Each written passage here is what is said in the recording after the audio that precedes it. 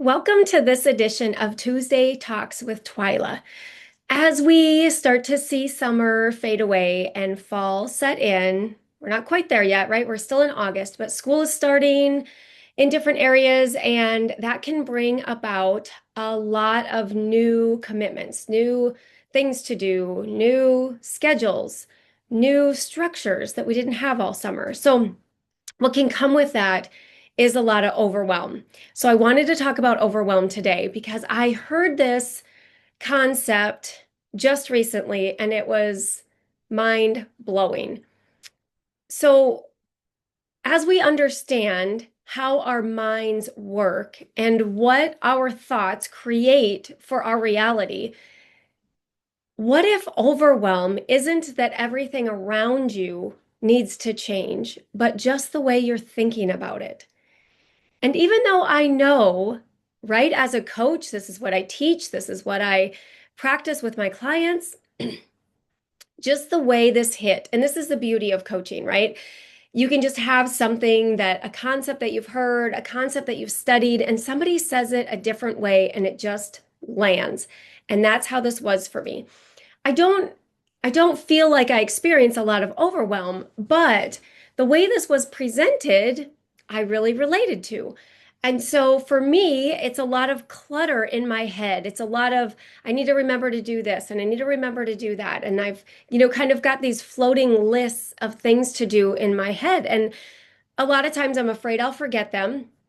And so that kind of, makes me feel like I have to keep them like at the front of my mind. Like I'm juggling these balls, but I got to keep these ones in the front. I can't let them fly in the back because I don't want to forget about it. And so this concept of the things around us don't need to change is so great because likely they can't, right? Like if your schedule changes because of a school structure, because of new commitments with school kids or, committee volunteerism, team meals, bringing snacks, right? Like it just can come with a lot of extra things that we didn't do all summer long. And so it can feel like we have all these things and we probably we can change some of them, right? We don't have to volunteer for certain things. We don't have to help. It's all, voluntary, but we want to, and that feels good for us. And so we want to try to figure out how to balance this, but it can feel overwhelming, right? And the thing is, it can feel like it's happening to us. And every time that's what the experience feels like for us, like it's happening to us, these commitments are there, we have to do them. First of all, we need to remind ourselves that we don't have to, we want to. And when we change that perspective and we give ourselves permission to not do the thing, and then we realize that we really want to, and we come from that decision from a place of love for our, if it's for our kids or for their soccer team or for our partner, we want to do these things. It's a kind, loving thing to do, and we want to. But we have to remember that we don't have to. And if you have 10 things on your plate and you have to punt one, you actually can reduce what's on your plate. It's available to you. So when you change that perspective, sometimes that alone can really feel relieving that it's not this pressured push on you, that it's actually a choice, because it always is. And so when the overwhelm feels like it's happening to us, we just have to remember that, first of all, the things that are choices, and that the way we're thinking about all of these things is the cause of us feeling overwhelmed, which it always is, right? Our feelings are caused by our thoughts. And I fall into this trap too, right? It's the human nature, it's our human brain, it's the way it functions. And so it is easy to slip back into that it's happening to me. And then we have to remember, nope, the way we feel happens because of what we're thinking, and we always have agency over that. That's always a choice. We just have to stop and take a look at it and figure out what we're thinking. And so with overwhelm, it can be those thoughts that I have all this I have to do. I have all these things to do. I have to do them. Any flavor of that kind of family of thoughts, right, is what creates that feeling of overwhelm because there's just it's an overwhelming scenario, situation, whatever. So I explored like what are some better ways to think about this. And so for me, I have all these things and I'm just, holding them in my mind instead of using lots of available tools like a notepad to write them down, notes in my phone. And when I reminded myself that if I want to organize all of these things in my mind so I don't feel overwhelmed, and I'm not trying to hang on to every thought so I don't forget everything I need to do so I don't forget what they are, I could just write them down, right? I could clear the clutter. So what happens is our brain becomes this junk drawer. This is a great analogy. I love this because we all have one, right? Maybe more than one. I don't know. And it just is always a mess. You organize it, husband goes digging through, son goes digging through, and it's absolute chaos. And I related that to the way my brain had all of these things that I was trying to remember, trying to organize, things I need to do, all of that. It reminded me of the junk drawer. And so the tool here is to empty the junk drawer, right? Have you ever tried to organize the junk drawer and at some point you're just like, okay, I have to take everything out of here? That's what we're going to do here. We're going to just take the drawer out and dump it out. And the analogy is that's our brain. That's all the thoughts that are causing the overwhelm. It's all the things that we need to do, all the things that are floating around in our head. Take a blank piece of paper and just write them all down. Unload everything, every single thing. Don't leave anything back. It can be opinions, it can be things you need to do, it can be things you don't want to forget. Everything that's in your mind, and give yourself time for this, right? I mean, you don't need to give it like, 2 hours, give it 5 minutes, but give yourself time. No distractions, phones off. I'm going to just unload everything onto the paper. And you've essentially emptied the junk drawer. Now, we don't want to forget these things. We need to organize it. And so, what I like to do, I love to have different colors. And so, I take out different colored highlighters, and you can create different categories. You could create a to-do category, or you could create, meal planning or whatever else, like just regular thoughts. If you have any negative thoughts, I would definitely color code those so that you can revisit those. That's not what we're talking about here today, but sometimes we layer that in there. Um, I shouldn't say sometimes.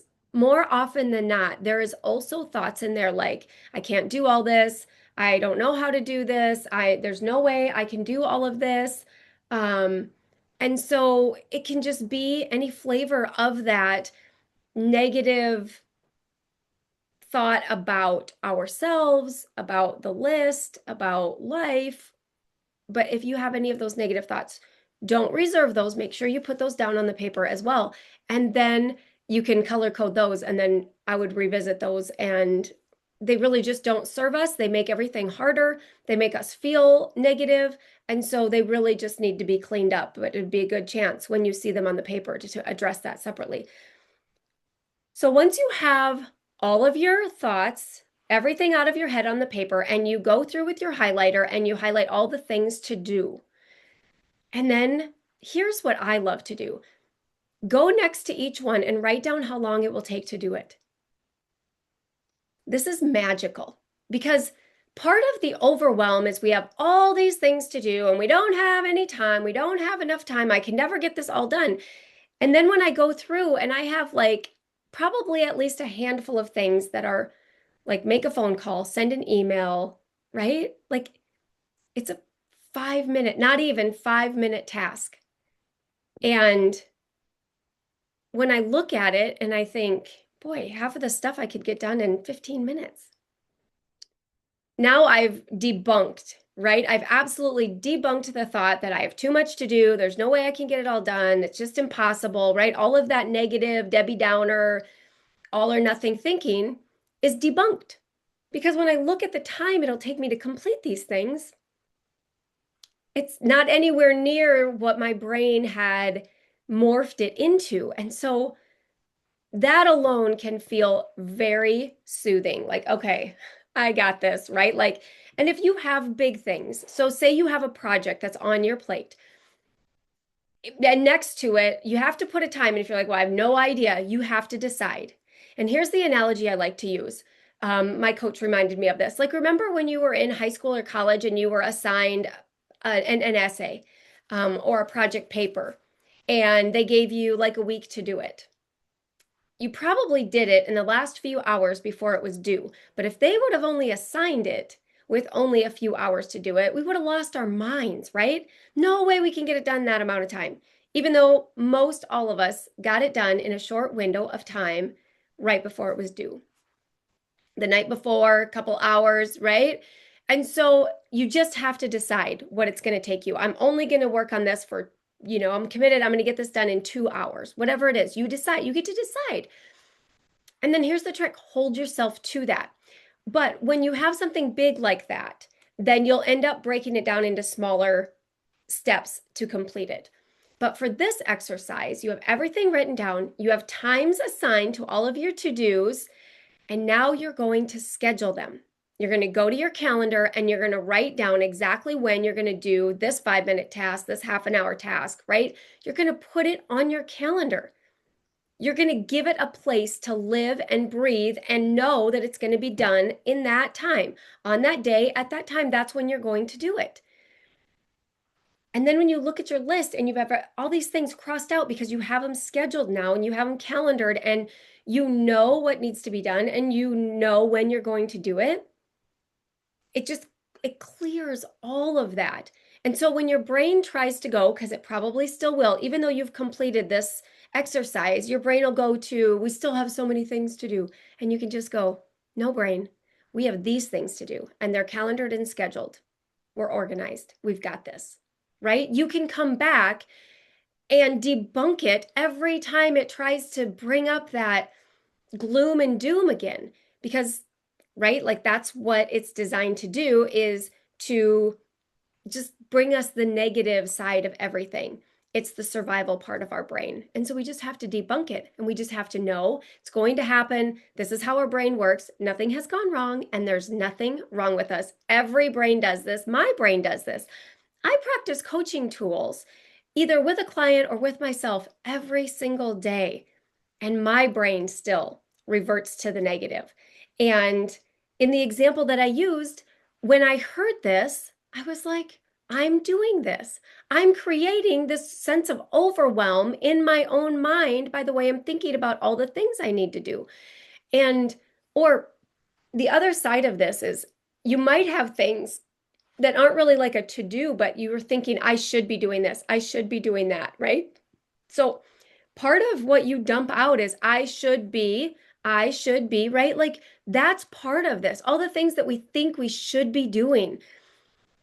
And we just, we pile that on. And part of this is that negative slant of you're not doing enough, you're not good enough, right? Because you should be doing these other things, or you should be doing more of this, or you should be accomplishing this, like whatever your brain offers for the shoulds.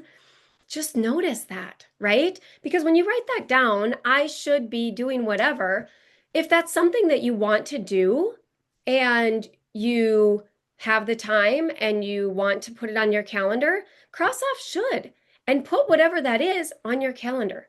And then you can tell your brain, I am doing that. And so when it comes up and it says like you should be, and you are doing, like if it's something like you should be doing more, remind yourself of what you actually are doing. And this is a great way to do that because you'll have the visual. You'll be able to see exactly what that all is. So you can remind yourself when it comes up, the thought comes up, you should be doing more of this. You can say, look at what I'm doing and look at my calendar. I'm doing as much as I want to do. Now, if you want to be doing more, I'm sure if you looked at your calendar, you would maybe find more time or space to put things in. But if you don't want to, then just make that decision. No, I shouldn't be doing more. I'm doing enough. This is enough. This is what I want to be doing. And the should be doing more or doing enough, right? That's all subjective. And who decides what that is? Us. Right? So we have this internal battle with our own brains. If you should be doing more, you're not doing enough. And who defines enough? We do.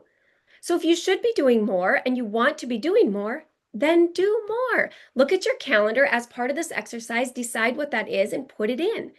And if not, then debunk your brain and be like, nope, I'm doing enough. I'm doing what I want to be doing.